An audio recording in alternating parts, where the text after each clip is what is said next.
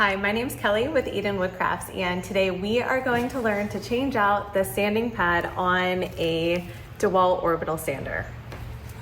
As you can see, my hook and loop pad is a disaster. It is no longer holding any of the abrasives onto the sander. I first noticed it when I was using my Surf Prep sanding disc. One of the things I love about the Surf Prep system is that these foam pads, which are so convenient, especially when you do a lot of scroll saw work like me, are compatible with any hook and loop sander. I have used them thousands of times on this exact orbital, and I've never had this happen.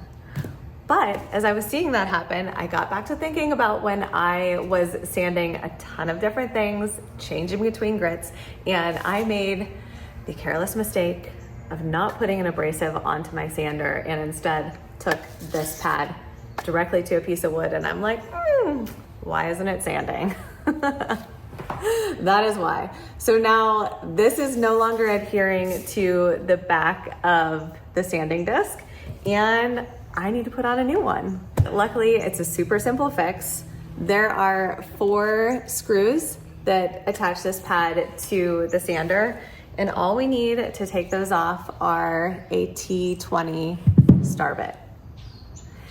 If you don't have one of those, because not everyone has the star bits lying around, the screws are also compatible with a simple flathead screwdriver. But since I have this, it's what I'm gonna use. We're gonna start by holding our sander steady. If you don't, this is gonna spin as you try to do it. And we're gonna take the star bit screwdriver, just insert it in and unscrew all of these.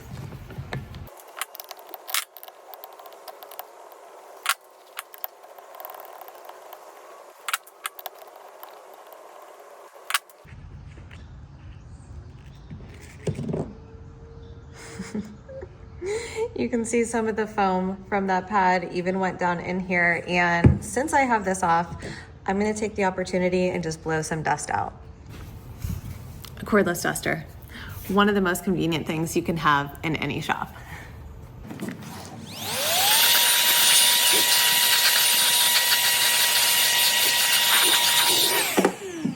That's off, that's trash. Let's put on a new pad.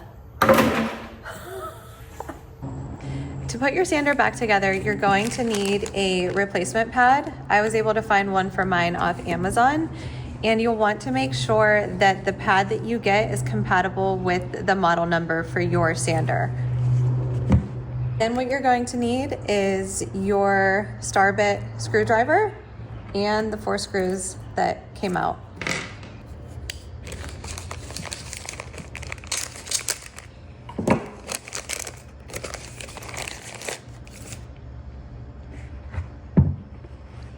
You're going to take your sanding pad and align it with the screw holes.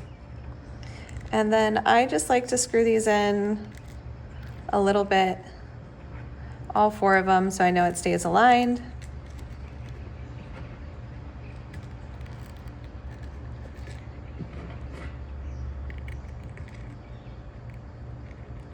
And then you'll tighten them up.